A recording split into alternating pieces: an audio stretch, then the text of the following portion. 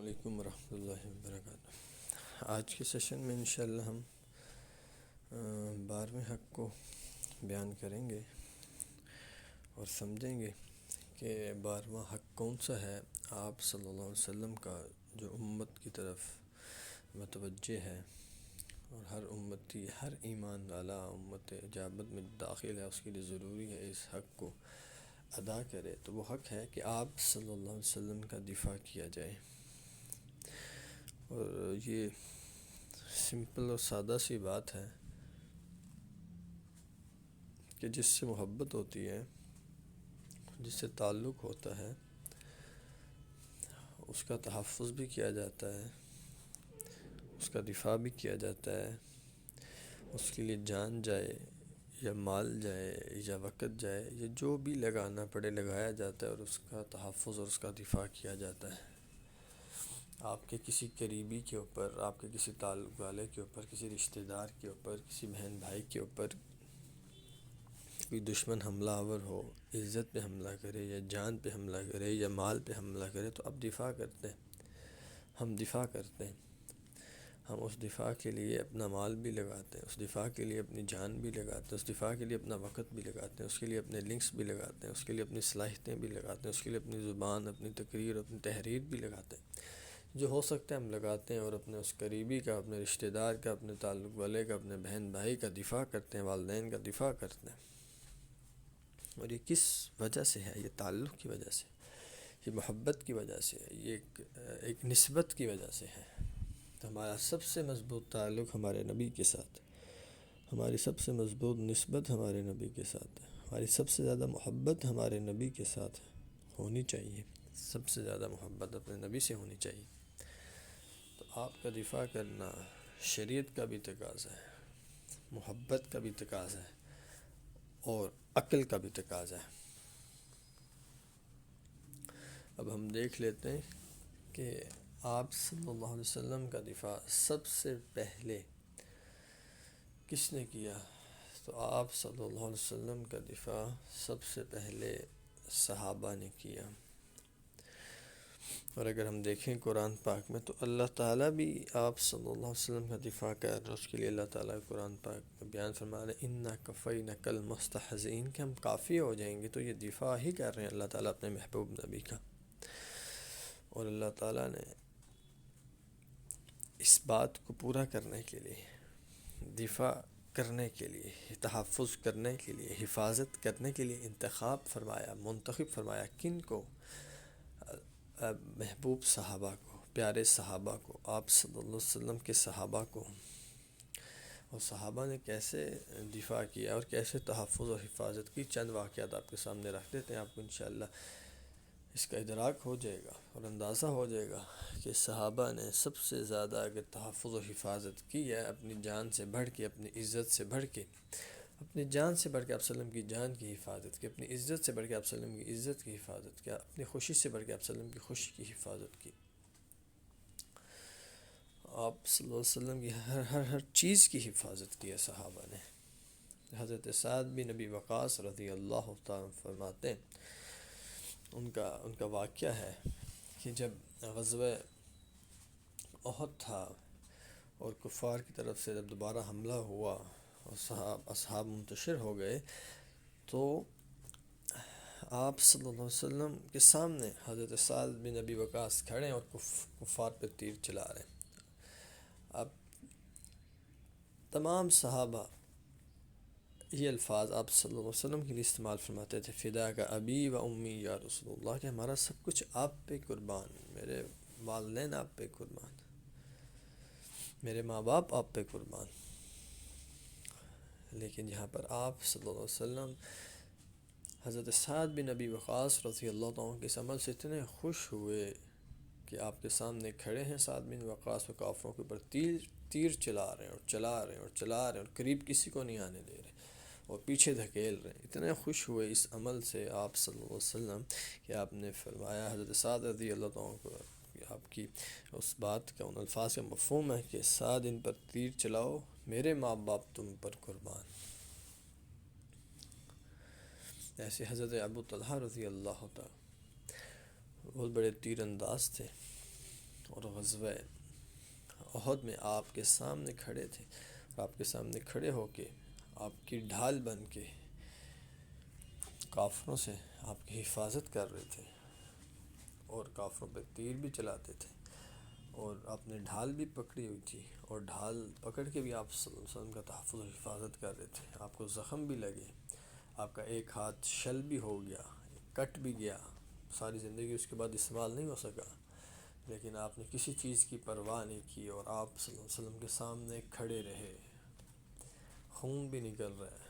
تکلیف بھی ہو رہی ہے، پریشانی بھی ہے، موت کا خوف اور ڈر بھی ہے، لیکن آپ صلی اللہ علیہ وسلم کی محبت غالب ہے ہر چیز پہ، آپ کے دفاع کا حق غالب ہے ہر چیز پہ، اور سامنے کھڑے ہوئے اور ڈٹے ہوئے، اور جب تک ہوش میں ہوش تھا، جان میں جان تھی، کافروں کو نہیں پہنچنے دیا اور نہیں آنے دیا آپ صلی اللہ علیہ وسلم تک۔ ایسے حضرت حسان بن ثابت رضی اللہ عنہ کی حضرت عائشہ رضی اللہ عنہ سے مروی ہے، فرماتی ہیں، مفہوم ہے کہ آپ صلی اللہ علیہ وسلم ایک ممبر بچھواتے تھے حضرت حسان بن ثابت رضی اللہ عنہ کے لیے، اور یہ آتے تھے اور آگے اس ممبر پہ آ کر اشعار کہتے تھے اور جواب دیتے تھے مشرکین کا اور گستاخوں کا، جو گستاخ شعر کے ذریعے سے، اشعار کے تحریر کے ذریعے سے آپ صلی اللہ علیہ وسلم کی شان میں گستاخی کرتے تھے۔ حضرت حسان بن ثابت رضی اللہ عنہ آپ صلی اللہ علیہ وسلم کے حکم پر ان گستاخانہ اشعار کا جواب اشعار کی زبان میں ہی دیتے تھے، اور آپ صلی اللہ علیہ وسلم اس پہ خوش ہوتے تھے۔ تو صحابہ نے ہر انداز میں جو تحریر کے ذریعے سے کر سکتے تھے انہوں نے تحریر سے، جو تقریر کے ذریعے سے کر سکتے تھے انہوں نے تقریر سے، اور جو جان دے کر سکتے تھے انہوں نے جان دے کر، جو پسینہ دے کر، صلاحیتیں دے کر، مال دے کے کر سکتے تھے انہوں نے وہ چیزیں دے کر آپ صلی اللہ علیہ وسلم کی حفاظت کی اور تحفظ کیا، اور آپ کا دفاع کرنے کا حق ادا کیا۔ ایسے ہی حضرت محمد بن مسلمہ رضی اللہ تعالیٰ عنہ، ایک یہودی شخص، وہ آپ صلی اللہ علیہ وسلم کی شان میں توہین کرتا ہے، گستاخی کرتا ہے، اور ایک قلعے کے اندر رہتا ہے، اس تک پہنچنا آسان نہیں ہے، آپ صلی اللہ علیہ وسلم کو تکلیف اور ایذا پہنچا رہا ہے گستاخی اور توہین کر کے۔ کعب بن اشرف اس کا نام ہے، آپ نے تشکیل کی، اور حضرت محمد بن مسلمہ رضی اللہ تعالیٰ جاتے ہیں اور جا کر اس کا کلا کما کرتے ہیں، اور اپنی جان کو خطرے میں ڈال کے موت کے منہ میں جا کے اس کو جہنم واصل کرتے ہیں، اس کو فتنے کو ختم کرتے ہیں۔ کہ آپ صلی اللہ علیہ وسلم کی عزت پہ بھی حرف نہیں آنے دیا، آنچ نہیں آنے دی، اور اپنی جانوں کو بھی پیش کیا۔ حضرت عبداللہ بن عتیق رضی اللہ تعالیٰ، ابو رافع ایک یہودی ہے، مالدار ہے، تاجر ہے بڑا، اور گستاخی کرتا ہے، اور بڑی سخت سیکیورٹی ہے، اور قلعہ ہے اس کے اندر بند رہتا ہے، اس تک پہنچتے ہیں، اور بڑی ایک پلاننگ کے ساتھ، یہ تفصیلی واقعہ ہے، اس تک پہنچتے ہیں اور اس کو جا کے جہنم واصل کرتے ہیں۔ وجہ کیا تھی؟ وجہ ایک ہی تھی کہ یہ آپ صلی اللہ علیہ وسلم کی عزت پہ حملہ آور ہے، آپ کی ناموس پہ حملہ آور ہے، آپ کی حرمت پہ حملہ آور ہے، مجروح کر رہا ہے آپ صلی اللہ علیہ وسلم کی ذات مبارکہ کو، مجروح کرنے کی کوشش کر رہا ہے، اس لیے اس کا انجام یہی ہے کہ اس کو جہنم واصل کر دیا جائے۔ آپ صلی اللہ علیہ وسلم کے حکم پر گئے، جا کے انہوں نے اس کو جہنم واصل کیا اور فتنے کو ختم کیا۔ ایسے حضرت سالم بن عمیر، ابو افق ایک یہودی تھا، اور وہ گستاخی کیا کرتا تھا، 120 سالہ بوڑھا۔ تو یہ جاتے ہیں اور جا کے آپ صلی اللہ علیہ وسلم کے حکم پہ اس کے گھر میں جا کے اس کو جہنم واصل کرتے ہیں، آپ صلی اللہ علیہ وسلم کی حرمت، عزت، ناموس کا تحفظ کرتے ہیں۔ صحابہ نے اپنی جانیں خطرے میں ڈال کے، موت کے منہ میں جا کے آپ صلی اللہ علیہ وسلم کی حفاظت کی اور تحفظ کیا، جو کر سکتے تھے انہوں نے وہ کیا۔ حضرت عمیر بن عدی، اسماء بنت مروان ایک یہودیہ عورت تھی، گستاخ رسول تھی، اس سے بدلہ لیتے ہیں، اس کی اس گستاخی کا، اس کو جہنم واصل کرتے ہیں۔ تفصیلی واقعات ہیں، روایات میں ملتے ہیں۔ ایک نابینا صحابی اپنی ولد، جس سے ان کے 2 بچے تھے، بڑی خدمت کرتی تھی، توہین کی اس نے ایک رات، انہوں نے سمجھایا، باز نہیں آئی، تو انہوں نے خنجر لیا اور اس کو جہنم حاصل کر دیا۔ آپ صلی اللہ علیہ وسلم تک اطلاع پہنچی، آپ نے پوچھا کس نے قتل کیا اپنی نابینا کو؟ جی، کس نے قتل کیا اپنی ام ولد کو؟ یہ نابینا صحابی آتے ہیں اور آ کے کہتے ہیں یا رسول اللہ صلی اللہ علیہ وسلم میں نے اپنی ام ولد کو قتل کیا۔ تو پوچھا نابینا تم نے اپنی ام ولد کو قتل کیوں کیا؟ تو عرض کرنے لگے یا رسول اللہ مجھے بڑی محبت تھی، اس کو مجھ سے بڑی محبت تھی، بڑی خدمت کیا کرتی تھی، میرے دو بڑے موتیوں جیسے خوبصورت بچے تھے اس سے، لیکن جب اس نے آپ کی توہین کی تو میں برداشت نہیں کر سکا اور میں نے اسے جہنم واصل کر دیا، قتل کر دیا۔ تو آپ صلی اللہ علیہ وسلم نے اس گستاخ عورت کا خون ضائع کر دیا، ہدر کر دیا۔ تو دیکھیں صحابہ نے ہر چیز پہ فوقیت اگر دیا، ترجیح اگر دی ہے، تو آپ صلی اللہ علیہ وسلم کی ذات مبارکہ کو، آپ کی عزت کو، آپ کی ناموس کو، آپ کے دین کو، آپ کی حرمت کو، ایسے ہی آپ صلی اللہ علیہ وسلم کی ختم نبوت کا معاملہ ہو، آپ کی ذات کا بھی صحابہ نے تحفظ کیا ہے، آپ کی ناموس و حرمت کا بھی صحابہ نے تحفظ کیا، اور آپ کے عقیدہ ختم نبوت کا بھی صحابہ نے تحفظ کیا۔ حضرت حبیب بن زید انصاری رضی اللہ تعالیٰ عنہ، ایک شخص جو کہ جھوٹا دعویٰ کرتا ہے، یمامہ کے علاقے کا رہنے والا، مسلمہ کذاب، اس کے لیے خط لے کر جاتے ہیں، آپ صلی اللہ علیہ وسلم کا پیغام لے کر جاتے ہیں، اور وہ سوال پوچھتا ہے کہ حبیب محمد کی نبوت کے متعلق کیا کہتے ہو؟ تو جواب دیتے ہیں کہ آخری نبی مانتا ہوں۔ پوچھتا ہے میری نبوت کے متعلق کیا کہتے ہو؟ تو جواب دیتے ہیں کہ تیری اس بات کو میرے کان سننا گوارا نہیں کرتے۔ اس کے سامنے کھڑے ہو کے اس کی تذلیل کی تو اس کو غصہ آیا اور ان کے جسم کو کٹوانا شروع کیا، ہاتھ کاٹا، پھر پوچھا۔ تو انہوں نے کہا میں ختم نبوت کا قائل ہوں، میں تیرے جھوٹے دعوے کو میں اس پہ جواب دینا بھی مناسب نہیں، گوارا نہیں سمجھتا، تیری اس بات تو تیرے اس دعوے کو میرے کان سننا ہی گوارا نہیں کرتے۔ اس نے دوسرا ہاتھ بھی کٹوایا، اس نے دونوں پاؤں بھی کٹوائے، اس نے دونوں بازوں کٹوائے، اس نے دونوں ٹانگیں بھی کٹوا دیں۔ لیکن حضرت حبیب بن زید انصاری رضی اللہ عنہ سچے عاشق رسول تھے اور ایمان والے تھے اور صحابی تھے، تو انہوں نے اپنی جان دی اور جسم کے ٹکڑے کروا لیے، لیکن آپ صلی اللہ علیہ وسلم کا دفاع کیا، آپ کے عقیدہ ختم نبوت، صفت نبوت کا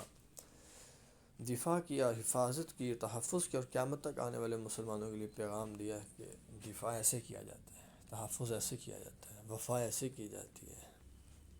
لیکن ختم نبوت کا انکار نہیں کیا، بے وفائی نہیں کی۔ حضرت فیروز دہلوی رضی اللہ تعالیٰ عنہ یہ جاتے ہیں اور اپنی جان کو خطرے میں ڈال کے، پہلے سے بلکہ یہ یمن میں موجود تھے، اور ایک شخص جھوٹا دعویٰ کرتا ہے، اسود انسی اس کا نام ہے، اور اس کے کمرے میں جا کے اپنی جان کو خطرے میں ڈال کے اس پہ حملہ کرتے ہیں، اس کو قتل کرتے ہیں، جہنم حاصل کرتے ہیں، اور ان کے اس عمل کا پیغام اللہ تعالیٰ کے حکم پہ حضرت جبرائیل علیہ السلام آپ صلی اللہ علیہ وسلم تک پہنچاتے ہیں۔ تو آپ صلی اللہ علیہ وسلم کے جو الفاظ مبارک تھے وہی تھے کہ فازہ فیروز، فیروز کامیاب ہو گیا، فازہ فیروز، فیروز کامیاب ہو گیا، فازہ فیروز، فیروز کامیاب ہو گیا۔ ایسی حضرت ابو مسلم خولانی کو عبداللہ بن صوب کا نام ہے، ابو مسلم خولانی کے نام سے مشہور ہے، یہ بھی ختم نبوت کے ماننے والے تھے، تابعی تھے، اور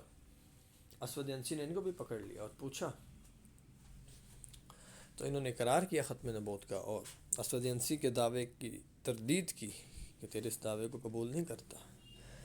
تو اس نے ایک آگ جلائی اور آگ میں ان کو ڈال دیا تاکہ کوئی بھی اب انکار کرنے والا نہ رہے، اور جو انکار کرے گا اس کو یہ سزا دی جائے گی۔ عبرت کا نشان بنانا چاہتا تھا، لیکن اللہ کی مدد تھی ان کے ساتھ، بے فکر ہو کے، بے پرواہ ہو کے انہوں نے اس سزا کو قبول کیا، ان کو آگ میں ڈالا گیا۔ جس جسم اور جس لباس سے یہ آگ میں گئے، اسی جسم اور اسی لباس سے یہ آگ سے باہر نکل آئے۔ آگ نے ان کے جسم اور لباس کو نقصان ہی نہیں پہنچایا، اور اللہ کی وہ مدد جو نمرود کی آگ میں حضرت ابراہیم علیہ السلام کے ساتھ اتری تھی، اللہ کی وہی مدد آپ صلی اللہ علیہ وسلم کے ایک امتی کے ساتھ اسود انسی کی جلائی ہوئی آگ میں اتری ہے۔ تو ایسے صحابہ نے اور بعد میں آنے والوں نے، ایمان والوں نے، آپ صلی اللہ علیہ وسلم سے سچی محبت کرنے والوں نے آپ صلی اللہ علیہ وسلم کے یہ حقوق ادا کیے ہیں، اور اس کے لیے اپنا سب کچھ لگایا ہے، آپ کا تحفظ کیا، آپ کا دفاع کیا، آپ کی عزت کا بھی، آپ کی حرمت کا، آپ کی ناموس کا، آپ کی صفت نبوت، صفت ختم نبوت کا آپ کا دفاع کیا. اور اب ہماری ذمہ داری کیا ہے؟ سب سے پہلی ذمہ داری ان حقوق کو ہم سمجھیں، ان حقوق کو ہم پڑھیں، ان حقوق کو جن ہستیوں نے ادا کیا ہے ان ہستیوں کی زندگی کا مطالعہ کریں اور ان کو پڑھیں اور ان کو سمجھیں اور ان کو سوچیں، اس کا ادراک کریں. اور اس کے بعد پھر ہماری ذمہ داری یہ ہے کہ ہم بھی آپ صلی اللہ علیہ وسلم کا ایک ایک حق ادا کرنے والے بن جائیں، ایک ایک حق ادا کرنے والے بن جائیں. ہماری زندگی آپ صلی اللہ علیہ وسلم کے حقوق کی ادائیگی کے لیے وقف ہو جائے، وقف ہو جائے. ہماری زندگی کا مقصد آپ صلی اللہ علیہ وسلم کے حقوق ادا کرنا ہو جائے کہ جو آپ صلی اللہ علیہ وسلم کے حقوق ادا نہیں کر سکتا وہ اپنے گھر والوں کے بھی حقوق ادا نہیں کر سکتا، کیونکہ گھر والوں کے حقوق بھی تو امام الانبیاء نے بتائے ہیں، بیان فرمائے ہیں. جو آپ صلی اللہ علیہ وسلم کا حق ادا نہیں کر سکتا وہ اپنی ذات کا بھی حق ادا نہیں کر سکتا، وہ اپنی والدہ کا بھی حق ادا نہیں کر سکتا، وہ اپنے والد کا بھی حق ادا نہیں کر سکتا، وہ اپنی بیوی کا بھی حق ادا نہیں کر سکتا، وہ اپنی اولاد کا بھی حق ادا نہیں کر سکتا، وہ اپنے بہن بھائیوں کا بھی حق ادا نہیں کر سکتا، وہ اپنے رشتہ داروں کا اور ہمسایوں کا بھی حق ادا نہیں کر سکتا، وہ سوسائٹی کا، وہ معاشرے کا بھی حق ادا نہیں کر سکتا. وہ کسی کا حق ادا نہیں کر سکتا جو امام الانبیاء کا حق ادا نہیں کر سکتا، کیونکہ تمام حقوق امام الانبیاء نے ہی تو بتائے ہیں. اور تمام حقوق میں سب سے بڑا حق امام الانبیاء کا ہے. جو سب سے بڑے حق، سب سے اہم حق، سب سے امپورٹنٹ حق کو ادا نہیں کر سکتا، وہ کم چھوٹے حقوق کو کیسے ادا کرے گا؟ کیسے ادا کرے گا؟ یہ ممکن نہیں ہے. تو اس چیز کا ارادہ کریں، نیت کریں اور زندگی کا مقصد بنائیں کہ ہم نے آپ صلی اللہ علیہ وسلم کے حقوق کو ادا کرنا ہے. جو آپ صلی اللہ علیہ وسلم کے حقوق کو ادا کرنے کی کوشش کرے گا اور ان حق کو ادا کرے گا، اللہ تعالیٰ راستے کھول دیں گے، آسانیاں پیدا فرما دیں گے، اسباب عطا فرما دیں گے، ذرائع عطا فرما دیں گے، صلاحیتیں عطا فرما دیں گے، افراد عطا فرما دیں گے. اور پھر ایسا بندہ جو آپ صلی اللہ علیہ وسلم کے حقوق کو ادا کرنے کے لیے اپنی زندگی کو لگائے گا، ایسا بندہ اپنی والدین کے بھی حقوق کو ادا کرے گا، اپنے بیوی بچوں کے حقوق کو بھی ادا کرے گا، رشتہ داروں، ہمسایوں، بہن بھائیوں کے حقوق کو بھی ادا کرے گا، اپنی ذات کے حق کو بھی ادا کرے گا اور معاشرے کے حق کو بھی ادا کرے گا. تو اس لیے ہماری زندگی کا مقصد آپ صلی اللہ علیہ وسلم کی ذات مبارکہ کے حقوق کو ادا کرنا ہے. یہ ہماری ذمہ داری ہے، یہ ہماری ذمہ داری ہے. اور آج اس وقت سب سے زیادہ ضرورت ہے کہ آپ صلی اللہ علیہ وسلم کے حقوق کو پہچانا جائے، سمجھا جائے. جنہوں نے ادا کیے ان کی زندگیوں کا مطالعہ کر کے ادراک کے ساتھ سمجھ کر، سوچ کر ان حقوق کو ادا کرنے کے لیے مستقل کوشش اور محنت کی جائے. اللہ تعالیٰ مجھے بھی اور ہم سب مسلمانوں کو ان حقوق ادا کرنے کے لیے قبول فرما لے، حقوق ادا کرنے کی توفیق عطا فرما دے، صلاحیتیں عطا فرما دے.